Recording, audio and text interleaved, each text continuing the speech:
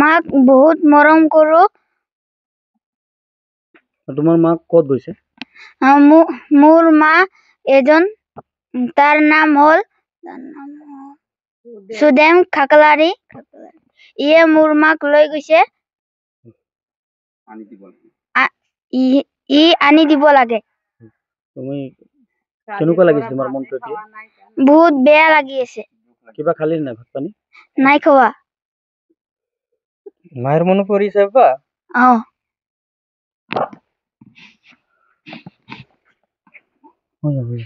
পোৱাটো হ'ল এতিয়া অলপ সন্দেহ লাগিছিল মোৰ, যেনিবা অলপ সন্দেহ আছিল মোৰ। হা, যে আপোনাৰ ভনীয়াকে কিবা এটা মানে হেৰি হৈছে, নহ'লে কৈ গ'লো হয়। তো মই তাৰ পৰা সেনেকে আহিলো, আহি কেনে শুনা পাওঁ ইফালে দেখা পাওঁ যে নাই ঘৰত। তাৰ পৰা লগে লগে আহি কেনে হা, আপোনাৰ ঘৰত কোনো নাছিল? আমাৰ ঘৈণীয়েকে। কেইটা বজাত? আপোনাৰ 6টা মানত। 6টা মানত? হয় হয় হয়। পিছত আপুনি 5টা 6টাৰ ভিতৰতে, 6টা মানতে। আপুনি আহি কি কৰিলে ঘৰত? মই আহি অলপ বিচাৰিলো, দোকানত যাওঁ বুলি কৈছিল, দোকানত যাওঁ বুলি মই অলপ বিচাৰিলো। হা, বিচাৰি আহি চাই যাওঁ নাই, ইফালেও নাই ইফালেও নাই। পিছত ফোন চোন লগালো, ক'ৰবাত সিহঁতৰ লগ বন্ধুক ফোন লগালো, বান্ধৱীগিলাক ফোন লগালো, নাই আমাৰ ইফালেও নাই। তো এই আমাৰ ওচৰৰ মানুহ এজন ক'লে, ওচৰৰ মানুহ এজন ক'লে যে আপোনাৰ ঘৈণীয়েকে সেইখিনি টাইমত এজন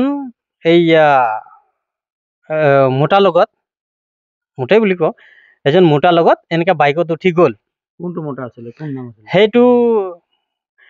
সেইটো চিনি পাওঁ মই, মাজে মাজে আমাৰ তাতো আহি আছিল। মই সেনেকে ভাবা নাছিলো সেনেকে কৰিব বুলি, হয়তো সেনেকে ভাবাই নাই কোনো দিনা। তো এই সুদেম নাম আছিল তাৰ, সুদেম খাকলাৰী। ক'ৰ হয়? আমাৰ এই ডিমাকুছিৰে হয়। আগে পিছে তেনেকুৱা ঘটনা কৰিছে নেকি?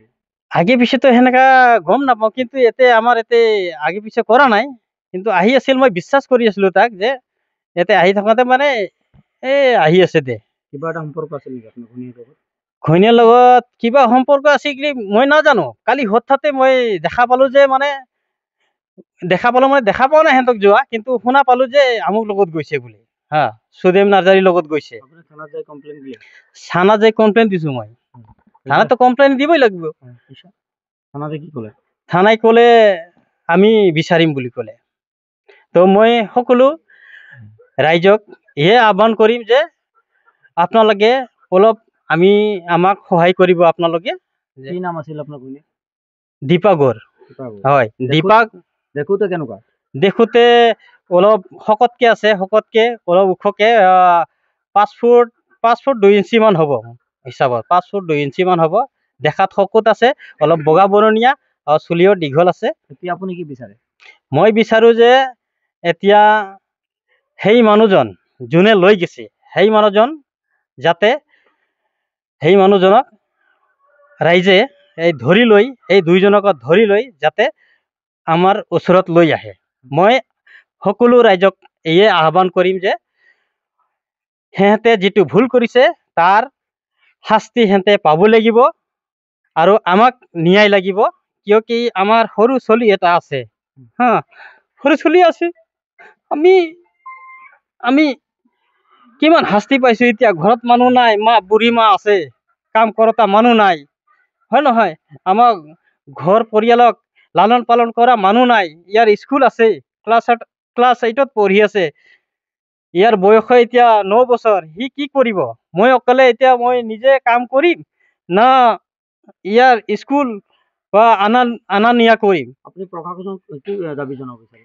মই প্ৰশাসনক দাবী জনাব বিচাৰো যে মোৰ ঘৈণীয়েকে আৰু সেই যোনে লৈ গৈছে সেই দুইজনক যে যতে থাকক সিহঁতক উভতাই আনি আমাৰ ইয়াতে যি সিহঁতৰ মানে ৰাইজৰ যি হেৰিত বিচাৰ থাকিব, এই ৰাইজৰ ওপৰতে এৰিলো। আৰু আমি ন্যায় পাব লাগে, যাতে সি মানে মোৰ ঘৈণীয়েকক এনেকে ঠগাই মেলি লৈছে। লৈ যোৱা মানুহজনৰ নাম কি আছিল? সুদেম খাকলাৰী। হয় হয় হয়। ই আপোনাৰ ঘৰত কেনেকুৱা আহিছে মানে আমাৰ ইয়াতে অলপ এই হাৰিয়া চাৰিয়া